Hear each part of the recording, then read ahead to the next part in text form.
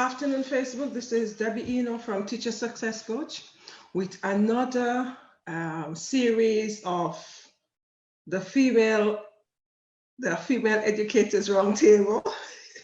Today we're looking at mindset with my guest Diana. And Diana, can you introduce yourself? Hi everyone.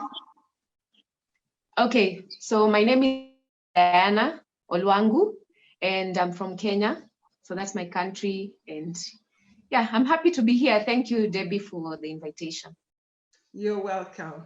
Right, today we are going to be looking at mindset. How important is mindset to education? And how important is mindset in relationship to the students we teach?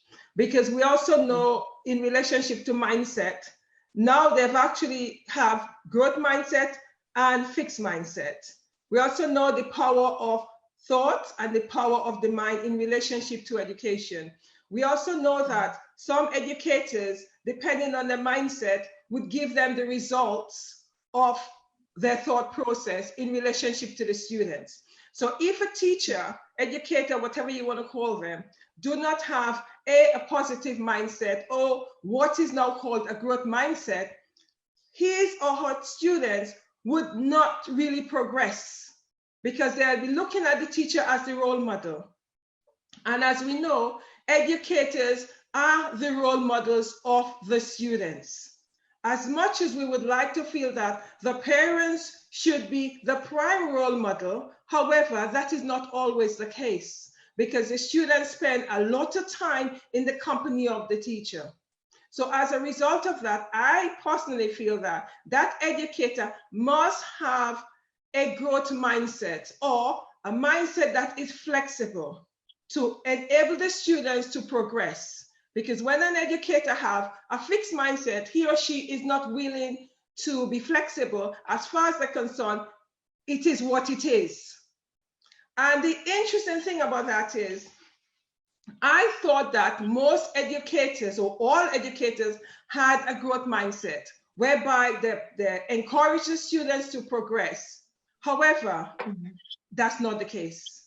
Because this morning I had a session with a group of young people and we were looking at education. And one of the things they brought up was, oh, teachers do not care. The teachers are not encouraging. The teachers doesn't allow them in terms of to have a growth mindset. And that was kind of a surprise to me because in my naive state, I felt, or I thought all educators had a mindset that encouraged students, but that's not the case. So Diana, I want us to talk in relationship to mindset. How important do you think mindset is in relationship to educational development and basically human development as an individual student? Okay, so for me, probably I can start by just sharing my background. Okay, I come from an environment of working in a university. So we're talking about teaching or training adults. And also I'm a trainer, I'm a business strategist. So when I go to class, I'm going to teach people who have actually paid to learn a certain skill or they've come to learn a certain information that they want. So for me, I come from that background where we're talking about adults. And it's very interesting. First of all, just to get a clear picture of what you're talking about, mindset is actually the conversation that you're telling yourself in your mind because of a certain maybe issue that has raised up. And now we look at this, the COVID-19 that happened. It has actually thrown everyone into the deep end. I'm sure maybe you've heard from different people or your friends who are in the training business. Most of them closed shop. And it actually took us a minute to think about it and to just imagine, you know what? Why don't we go online? We can still do the same training because you're imparting information to other people, right? And you can still do this on the screen. But the biggest challenge that I've come to realize is the fact that not everyone is good at, you might find even teachers themselves, if you tell them to go speak in front of people, they might fumble. And if you tell them to go to a TV station to be interviewed for a certain thing, they would really fumble. But when they get to the classroom and they're teaching their kids, they are really out there, outspoken, and they can say all these things. So I believe that the screen, or the computer and the laptop, it gives people that kind of you feel like you're on the screen and you've been put on the spot. So I think that is one of the biggest challenges that most educators need to overcome. And they need to feel very comfortable out there when they're speaking to their students on the screen. It's not about the media that you're using, but it's just the same people you're talking to when you're talking in class. And I think that is one of the biggest barrier that we have right now. Yeah. That is so very, very true, because I've invited a number of educators to come on the show. Some of them would say to me, yes, that's fine, but later on they'll send me a message. And through our conversation, I discover that as much as they're talking to the students in the classroom, when it comes to actually using this platform in relationship to this medium of showing the faces, being on camera, etc., they've got a real issue with that. Their mindset is saying to them, hold on, I am not able to do that. So therefore it becomes an automatic block. And I've said to a number of them, but it is so interesting that you are actually speaking to sometimes 100 students in an auditorium, and that's not a problem. You just go up there and you just speak, and that's not an issue. But yes, still when I'm giving you the opportunity to come on screen and talk in the camera, there's issues around that, because a lot of them have this fear of, I cannot do it. I do not look good on camera. And I'm saying to them, it's not a matter of how you look on camera, it's the message that you're putting across that is far more important than the look. Because when you're actually in the classroom, the students are not interested in so much what you look like, although we know that depending on what a lecture look like, it could distract you from paying attention. But the students are far more interested in the message that you're giving them, because for them, the end goal is to pass that course and either come out with the degree or the GCSE or whatever. They've got an end in mind.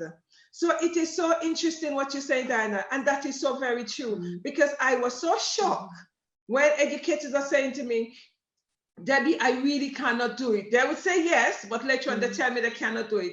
Then they would say to me further that when they're actually teaching online, sometimes the students don't even see their faces because they actually switch off their camera. I said, but we are meant to get this student, we're meant to empower these students to gain confidence. And our mindset is saying to us that A, we do not look good on camera, or B, we don't come across as we should, or we've got an accent. It's like all of these baggages. Yes, I understand that. Yeah. But at the same time, what is it we're putting over? It's the interesting thing about it, our mindset is so fixed because we feel that this fear of not coming across of how we feel we ought to, it prevents us from progressing. And I've had to say to two of them that, okay, I understand that. However, we are in the business of empowering our students. And we're in the business of trying to ensure that our students have a growth mindset whereby they are flexible, we're changing their thought process. And if we as educators meant to be the role model, and we are not feeling the fear and taking the chance anyway, what do we expect from our students? You're so right. And I'm even thinking in the training business. So there's this perception that people have that training is more like a way of motivating people, like your employees. So when an organization decides to give training to their employees, they feel so nice because they want to go out of the office space and they want to, go to a nice hotel. Because when you're also packaging your training, you have to figure out, okay, where do I want to take these people? Are they managers? Are they CEOs? Are they, just the normal employees? And you realize that most of them are very concerned about the location. In fact, they even want, if the training is happening outside the city where their company is, they would love that because they're going out of town, and there are all these things that they are given by their companies. And now you realize that for us who are trainers, it becomes very difficult to even convince a company to out. Okay, fine, I understand with this COVID issue, it has been difficult to convince people to, do trainings, because they're looking at, oh, we need to cut our costs and all these other things. But also the other aspect is people are saying, okay, so now we can't do trainings now because we can't go out. Because most companies are just saying, okay, fine, if you're doing a training, then you will just do it at your desk, because you only need to log on to Zoom. And it has not really been nice for most organizations. They would prefer to go out or to meet face to face and meet in a hotel or something like that. And it has really become a very big challenge for people who are doing training out there. So there are so many barriers, and also the other thing that we need to look at is what is the motive. Why are people doing, like, for example, for adults, why would someone do a training? Why would someone go to a university to get some education? You might find that someone is going to the university because they just want papers so that they can get a promotion. So you find that there are so many other negative things that are actually happening, because you'd find someone would be like, it doesn't matter, I will just go online and do my course, regardless of whether I'm listening to it or not. They might not even focus so much. They might be doing something else while listening to the lecture. And you see, that causes you not to concentrate and listen to the lecturer well, and it might actually affect you eventually. So there are so many things that affect people when it comes to the matters mindset and training. Yeah. Yeah, thank you. The interesting thing about that as well, you've brought up a really fantastic point that some companies, because COVID-19 came about, they have not even think outside of the box that we could actually do the training online. For some company, that the fact that they're doing training and they're no longer going on a physical place to train or to receive training, they just feel that, oh, we cannot do training at all. But they have not gone outside the box and say, okay, we could do it online. Online might be more productive for us, because it also means that, cutting the time in half in terms of traveling, etc. And it's interesting, Diana, that your company, decided that, okay, we just think quality, let's do it online. Instead of losing money, let's continue the training and do it online. There's some companies that have not even thought of that. Some companies that are going to be closing because of their mindset of, oh, how is it possible for me to do this training online? They have not even thought outside of the box. Their thought process have not even been flexible or looking at the possibility of what they can do on screen. So it's fascinating in terms of what COVID-19 have actually done for some training companies. Because of the mindset and because of their thought process and because of the conditioning and the programming they've had, whereby feeling that, okay, if it is not done in a classroom, traditional classroom, it cannot be done. Yeah, yeah. And I think that aspect of, the motive of actually doing the training, it will now make more people start to think in that way. Like, for example, a whole organization decides to take you for a training. Right now, you have to actually think about it and, see that there's really a need here that we need to solve. That's why we are taking our people for training, or that's why I am being taken for training. Instead of just looking at it like some sort of motivation to take you out to a nice hotel where you can go swimming and all that. Now people will start thinking about, you know what?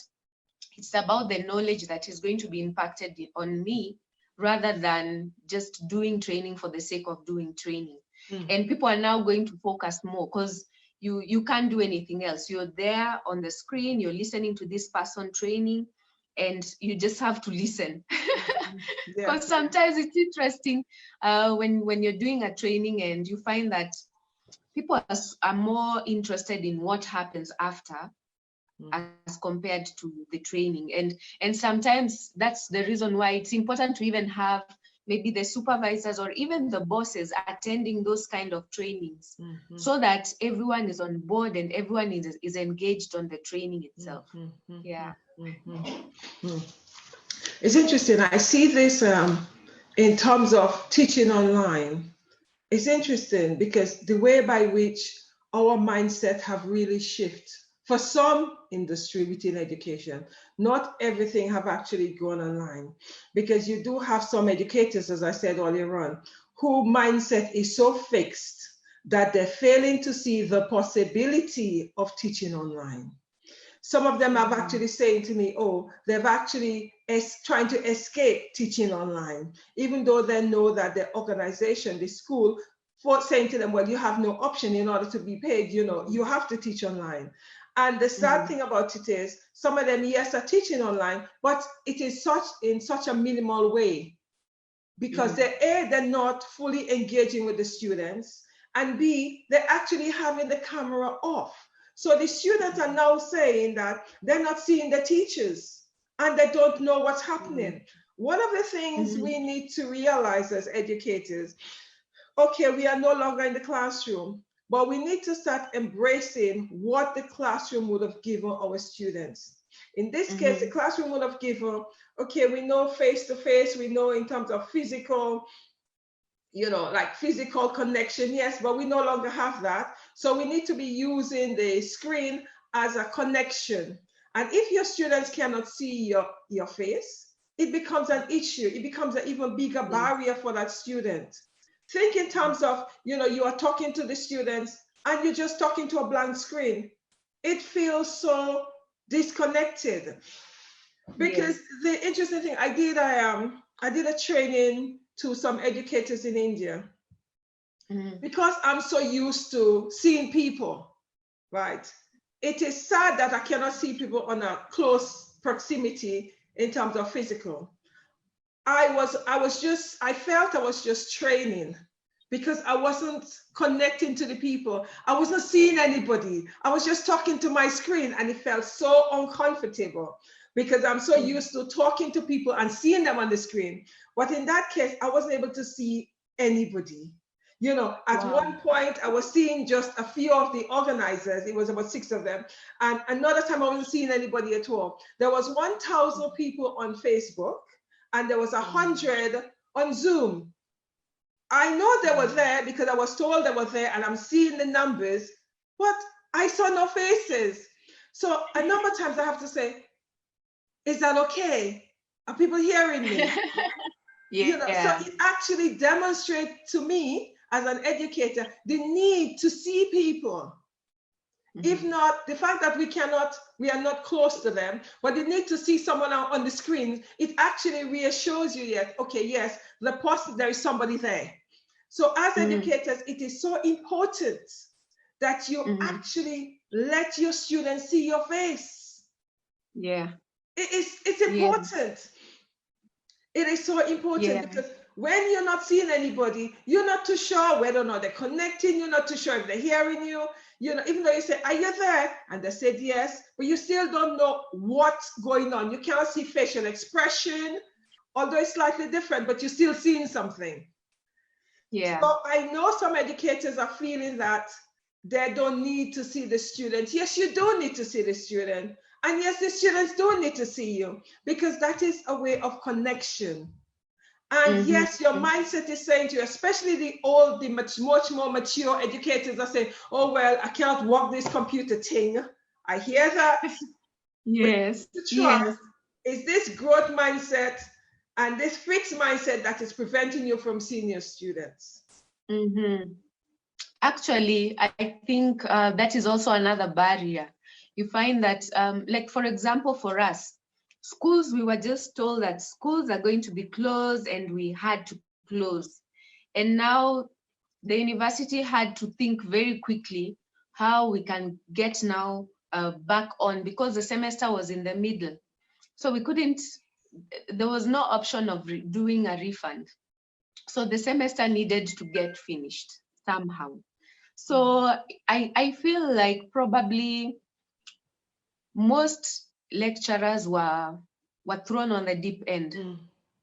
Now you have to actually learn how Zoom works. You have to figure it out. You have to use the systems, like for example, Blackboard, that you're supposed to put notes on there for the students to access. Now you have to figure it out. There's no more, sending emails or bringing papers to class for the students to read. You have to now figure it out. And in this day and age, technology is everything. It might reach a point where you don't necessarily need to use cash anymore. In fact, here in Kenya, we don't necessarily need to carry cash because we have a platform called M-Pesa. So you just use your phone and you can pay for anything anywhere. We don't necessarily need to have cash on us. So that is where the world is going. It's what everyone is calling the new normal. And I think also schools need to have probably a training session for the educators so that they can get to understand the tools that are being used. Because I feel like most people were thrown on the deep end and they needed to figure it out. There's something else you mentioned about the aspect of showing your face on the screen. I believe that most of those lecturers and educators who are not interested in having their faces on probably are those teachers who are introverts. And they feel like when they're on the screen, they feel like they've been put on the spot and they don't want that. Or those who just want to read the notes for the students and they're not really engaged with the students. And yeah, that could be some of the reasons. Maybe we are talking here about personalities and how someone is. And I really don't know how that can be overcome because it can be tricky. Yeah, I understand it could be tricky, but on the other hand, it's a matter of, I understand all of that, but we need to, when we're in the classroom, we are with the students. So we also have to, be empathetic. We need to see how the students would be feeling not seeing the teacher. I've had 3 students say, it is so horrible when I'm not seeing my teacher. You see, it also makes the students less willing to participate in the session because it is already so trying for the students. We know it is trying for the educators, but it is also so much trying for the student because they are on something very different. It's a new, as you say, it's a new normal for everybody. So at the same time, when you're in the classroom, you are in the classroom with your students. You don't even know who is looking at you out from the windows. Yeah, that's true. Whether or not someone is taking pictures of you from the window, you don't always see that. So for me, it is so important. As much as I understand what you're saying, Diana, in terms of personality, etc., I'm also looking at it from the student's perspective, because just hearing your teacher's voice and not seeing your teacher, I feel that it is agonizing, even more so for the younger students who see the teacher as the all. And then you are not seeing your teacher on screen. What's the point of you even attending the session? You might as well just remain in your bed. Don't even bother to get up to the session because you're not seeing your teacher face anyway. It's interesting. An educator was sharing with me that her children, especially one of the children, the younger one, I think she's 5 or whatever, and the teacher is not showing her face on screen. So the child is feeling so dejected that, my goodness, I'm not seeing my teacher. Mom, my teacher isn't there. But the teacher is behind the screen. But because this is a 5-year-old, not seeing her teacher means a lot because she needs to see her teacher. So not seeing her teacher, it's making that child feel, what's happening to my teacher? So I personally feel as much as we want to hide behind the screen, we need to look at the impact that not showing our faces have upon our children, who we teach. With older children, some of them are able to connect with that, not seeing your teacher face on screen. But some of the younger children, personally, I feel it's so important that we feel the fear and show our faces anyway. Because once you're in the classroom, these children are seeing you in the classroom. It'd be nice to hear from educators out there, how you guys feel in terms of, when you are not showing if some of you are not showing your faces to your student, what do you think the issues are? It'd be nice to hear both sides. It'd be nice to hear what the educators are saying, the reasons for not showing their faces.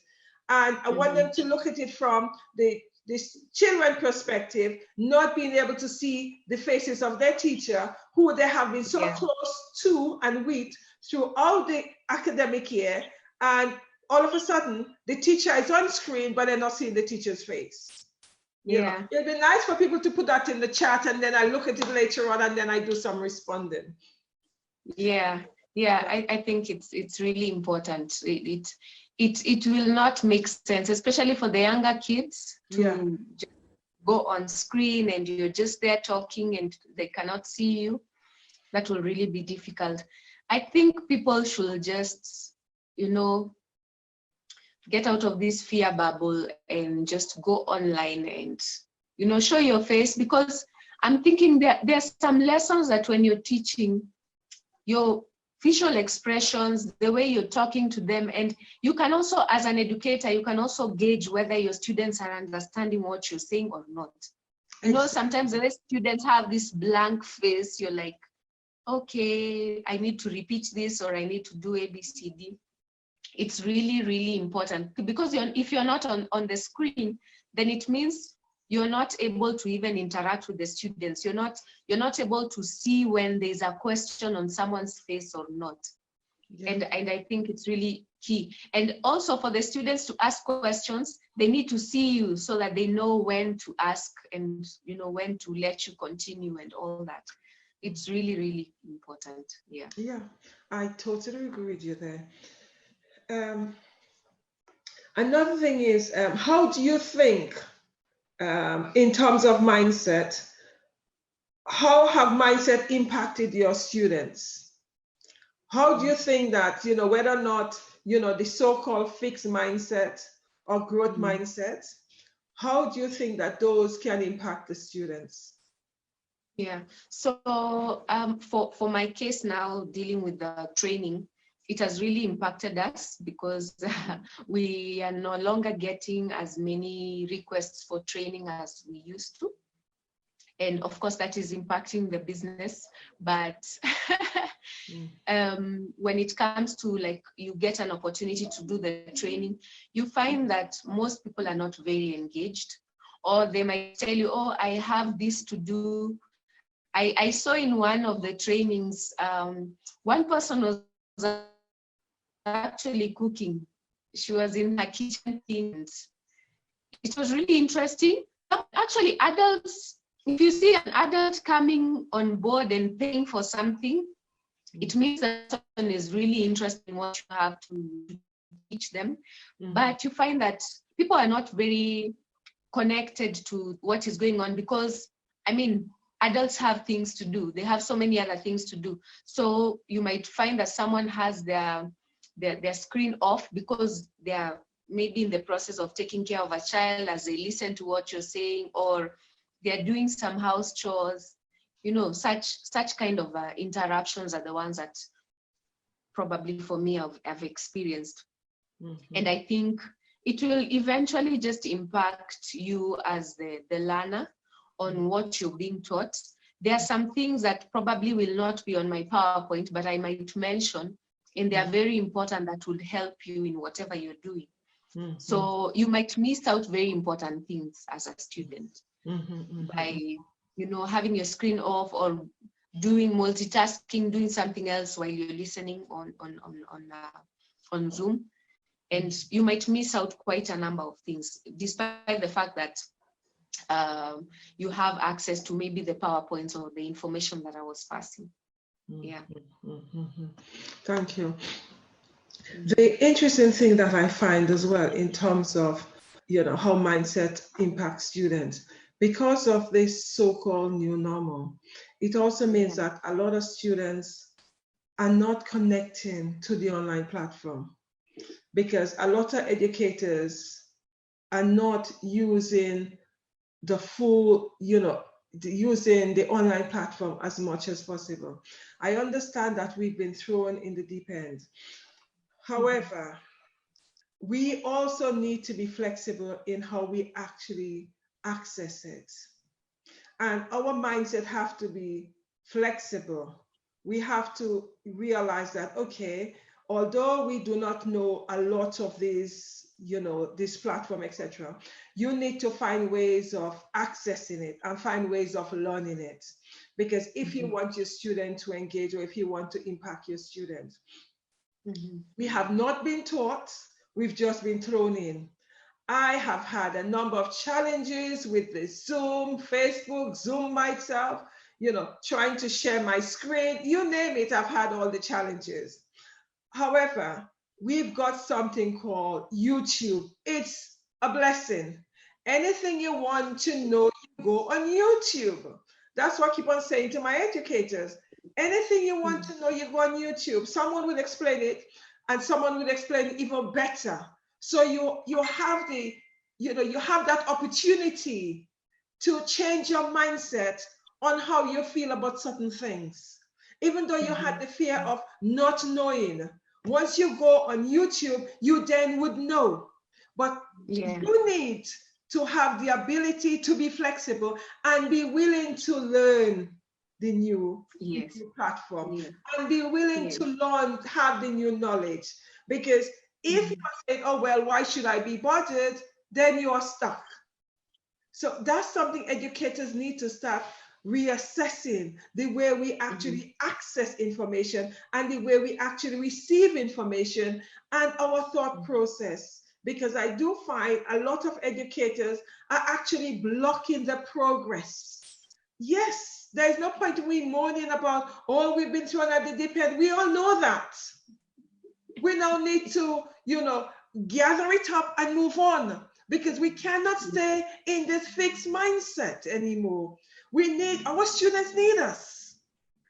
And as I've said to some educators this week, we also need to realize when we go back to school or university or colleges, wherever we're teaching, believe me, we are going to have to embrace technology a lot more, because the institution is going to realize that in order to get the students who were not engaging, if it means doing it on screen so that they're all engaged and they have the numbers, believe me, they will start to do that. That is so true. That is so true.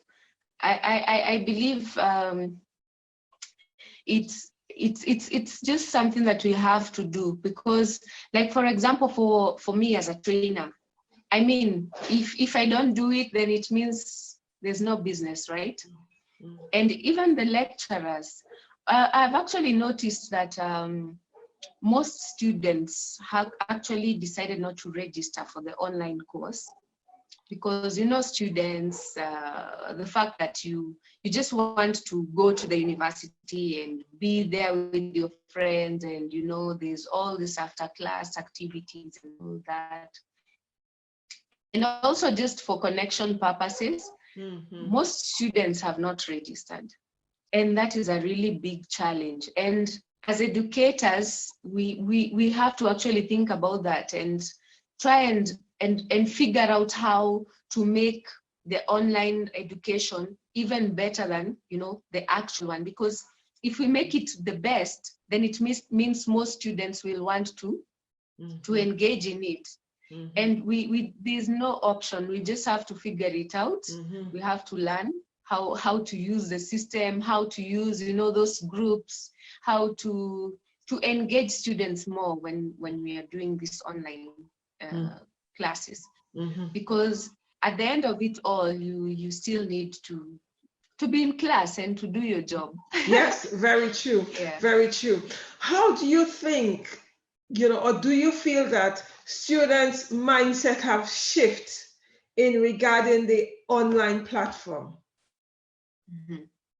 Okay, so for especially for the mature students, they're actually feeling like it's even the best thing that would have ever happened. I've been in a university working for quite some time now, and I realized that there's so many requests, students asking if, especially the master students, asking whether there are opportunities for an online class, and it was long overdue.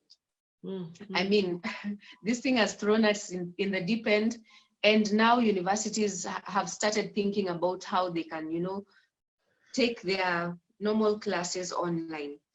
And I mean, it's something that we really need to do, because there are so many people out there, especially the adults, who are really interested in the online learning.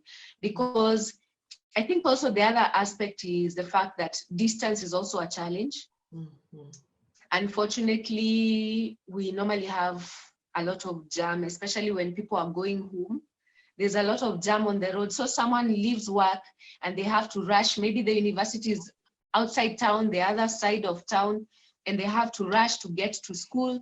Then in the evening at around 9, they have to figure out how to get home. And it becomes a lot of, it becomes very difficult for them. So I've listened to quite a number of people say that, actually this is a blessing in disguise. I prefer doing online classes because I know that I can actually just sit in my office and wait for the traffic to, to subside, so that I can go home. And as I do that, I have my class at around maybe 6:30, do my class 2 hours, then I can go home. And it has made life much easier. You're no longer wasting a lot of time traveling, going to school and then going home. And in fact, it has even made other people to actually relocate, because they're seeking for education in a certain university, and the university is out of town, they're working in town, and they're living on the other side of the town. So it becomes very challenging for them to go to school. So some of them decide, you know what, let me live next to the university, so that when I'm going home, I just go to one direction. I go to class, finish class, then I go home. So it has really affected so many people. And I think the online classes have really brought in some sort of solution for especially the older students or the mature students. Yes, I definitely agree with you on that, because I know some of the universities here, they actually are starting their classes online. Whether or not they might decide to, to go back in the physical classroom, but from October, I know 2 universities, one of which I'm attached to, they actually have it starting the classes online. So there's some students who are, the younger students are feeling disappointed that they're starting the classes online, but the mature students are very happy for that, because they feel that they could continue doing whatever they're doing and just log on the computer, as you rightly say, and then get on with a 2-hour session. Me, I would love it, having to stay at home in the evening instead of having to battle to go and teach in the evening classes, etc. It means that you just come home and you log on your computer and you teach your students. It actually have led to definite mind shift, a mind shift to people thinking, okay, what is possible? How much more can I do? While being at home and also doing my class online. For me, it have opened up a lot of opportunities in relationship to me doing my classes online in the evening and then doing other things. It really has. Yes. Yeah, actually, it's so true, especially actually for me, I feel like it has really given me a lot of opportunities. Just like what we are doing right here, it's really something that I love doing. I love, going to events or speaking in a talk show and all that. And it has really brought a lot of opportunities. I think actually this month, I've been invited to speak in a conference in Ghana. So you can imagine I'll still be seated in my sitting room with my coat on and maybe with my shorts, but no one will see my shorts. But I'll be at a conference in Ghana, you know?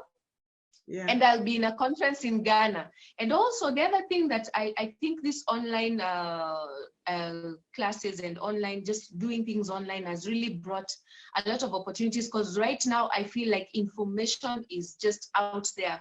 Whatever you need to learn, this is the time to learn it. Yeah. Because everyone is out there just giving information for free and teaching people for free. You can get as much information as you need.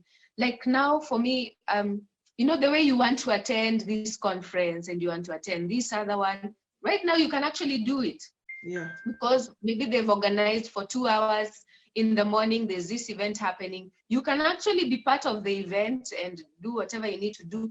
And then after another 1 hour, you can be in another event.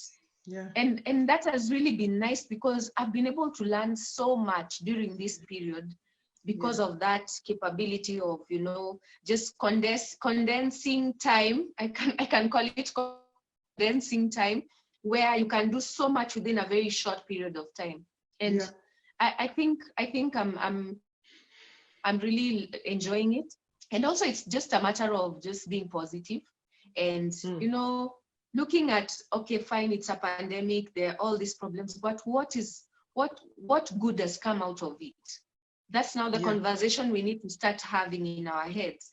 What can I do with this time? Okay, fine, I'm at home, I don't need to go to work. What can I do with the you know, the opportunity that I've been given?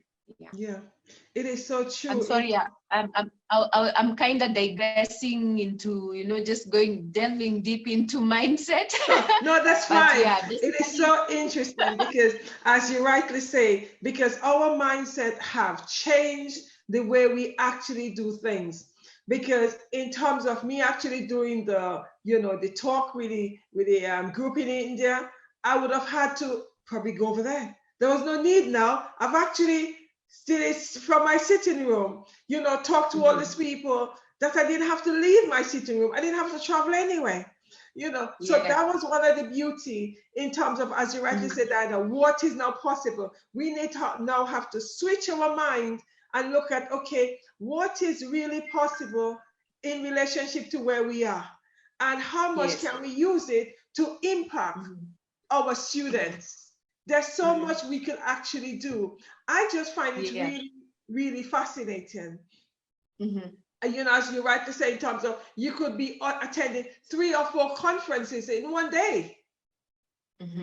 Whereas before, you would only be able to do 1 conference, because the time you travel to this conference, you know, it takes a long time, hotel, etc. Now, in your sitting room, you could actually do the same conference. You know, and the interesting thing about it is, you know, these conference organizers no longer have to pay for travel or hotel. They actually, you might even get more for, you know, in terms of they actually, you know, paying you to do these conferences, because they don't, you know, travel expenses and hotel is no longer part of the, you know, part of the cost. So it's really is interesting in terms of, you know, what we now need to start homing on to, as you say, in terms of, you know, we now know it is now the new normal. We just need to get on with it. And as you say, we have to look at what is possible. What else can we do? You know, for educators, you know that schools in England would not be opening until September.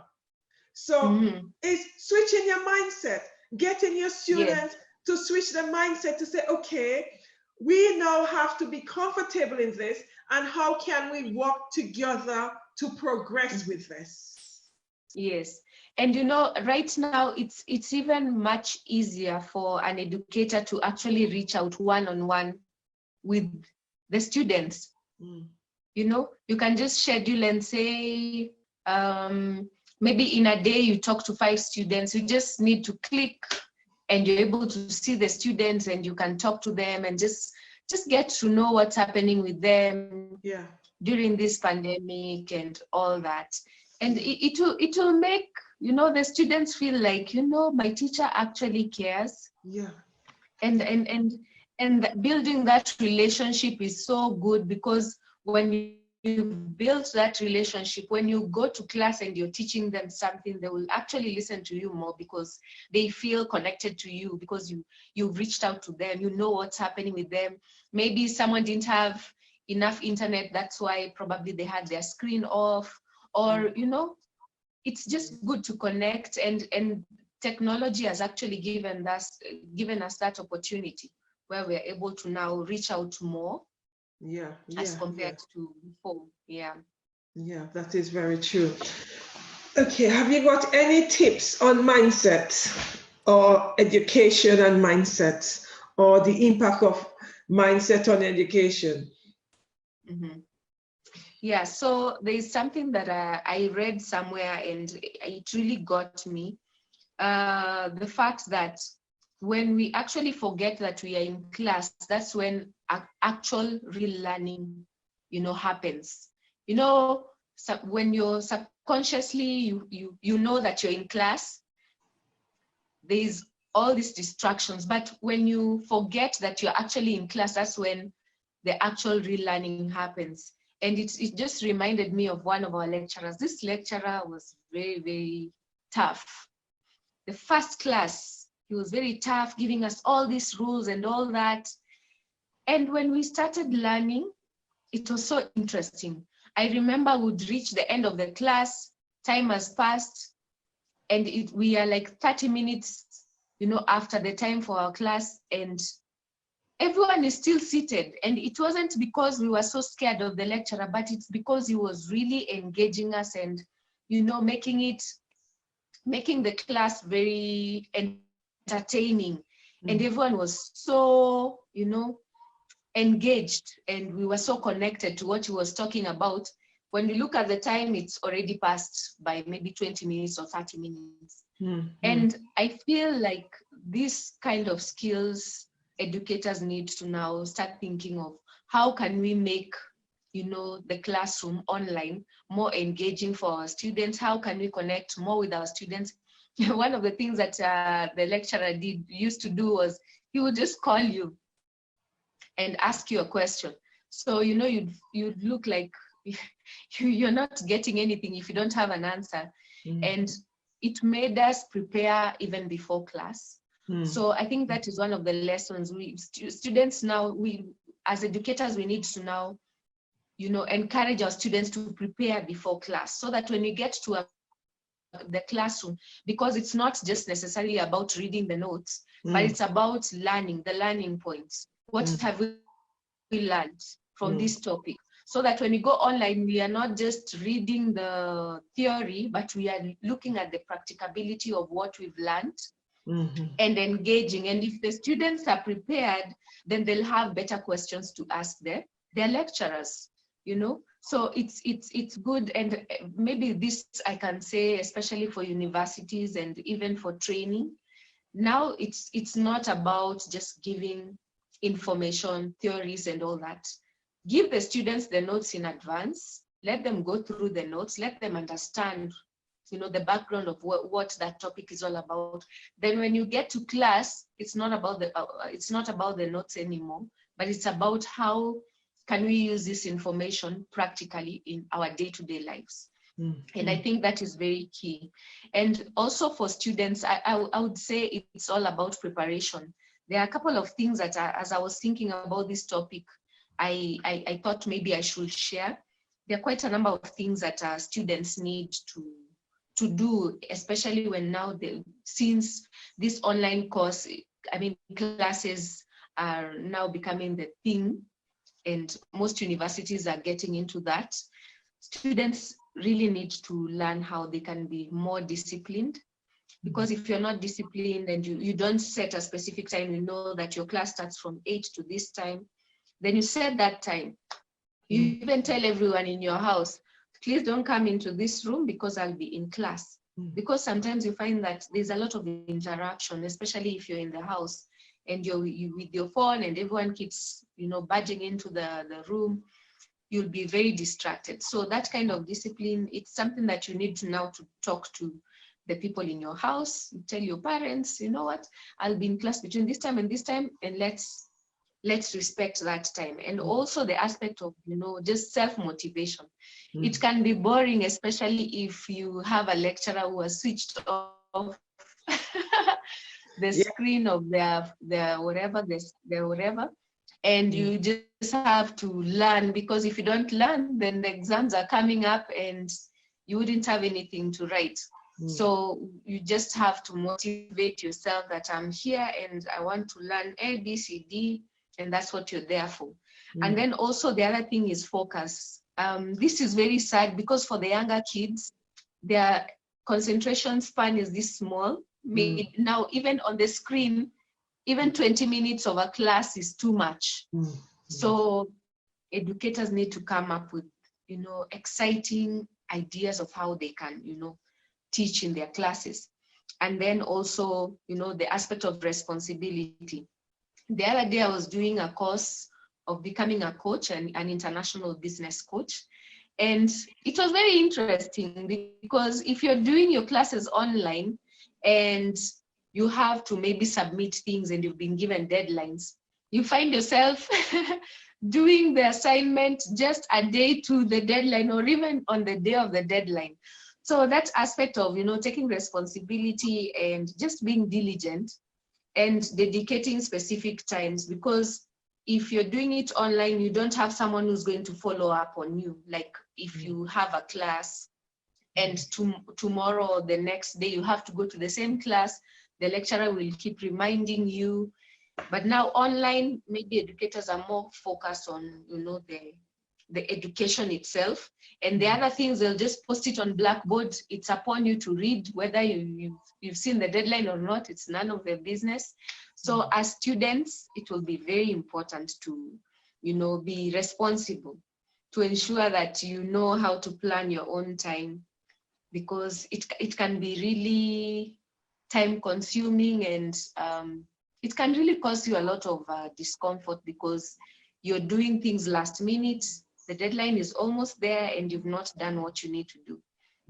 And then the aspect of being resourceful, now this is on the educators. We need to now start thinking, and even just go on YouTube, as you said, to figure out what are other ways in which we can make our classes more entertaining, more exciting, so that our students can be more engaging. Yeah, thank you. That is so very true. Because everything you just mentioned, it means that the students and the educator mind need to shift. Because it is so true in terms of, in the classroom, the students do not take responsibility. A lot of them do not take responsibility for the learning, because the educator is there. So, Miss, when am I supposed to hand in the assignment? Miss, it's like, that's a constant. And my thing always said, I've given you the assignment already, I'm not repeating myself. But the interesting thing about it, now they have to change all of that, because there's no miss to ask. They need to be going online and have a look to see what you've written on the Blackboard, or what you've actually written in the chat, for them to actually take those on board. So now it means that the mindset I had for the classroom, they now have to be far more responsible. And it's interesting, because you have some of them are a little bit more responsible, but you have some of them are still locked into this old mindset. Yeah. The interesting thing about that is, if the educator's mindset has not shifted, you will not have the student's mindset shifting. Because the educator is supposed to be the leader. The educator is supposed to be the role model, the mentor, the coach, the director. You name it, that's the role of the educator. And if the educator is still locked in this fixed mindset, there is no way that this student would be coming along and seeing things in real time. Because some of them are still seeing it in classroom time. Classroom time no longer exists. It's like, I'm still, this is something I'm saying to my son, he's 14, I'm saying to him, you need to now be more proactive on the online platform. I understand that your teachers are not there, they're just posting your work, it's not that excited. I understand all of that, but you need to make it exciting. It's now your responsibility. because they're saying to you, we are sending you all the information on Frog or whatever platform we are using, Google Classroom. You now need to make it exciting so that you understand it, you know, and then send us an email. I'm afraid it's now your responsibility to make it exciting, because the educators are no longer there. They're now saying, this is the way we're looking at it. So your mind have to shift along with how they're actually doing it. Yeah, you're right. Yeah. Are there anything else you want to say to us, Diana, before we actually say goodbye to Facebook? Yeah, so I think we basically just need to be very flexible. They say that the only thing that doesn't change is change. So every day the world is really moving very fast. And you know, it's like technology has taken over everything. So right now we have to really, if you need to go to class to learn a few things, you just must do that. Otherwise you'll be left behind and you'll not be able to achieve much if you've closed your mindset and you're not willing to just say that I'm vulnerable and yes, I do not know and I need someone to help me out. You just need to be able to do that, because if you don't, then you'll be left behind and your students are going to suffer. Whoever you're training is going to suffer because they need the information that you have. And if you need help, you just have to reach out. So that would be my parting shot.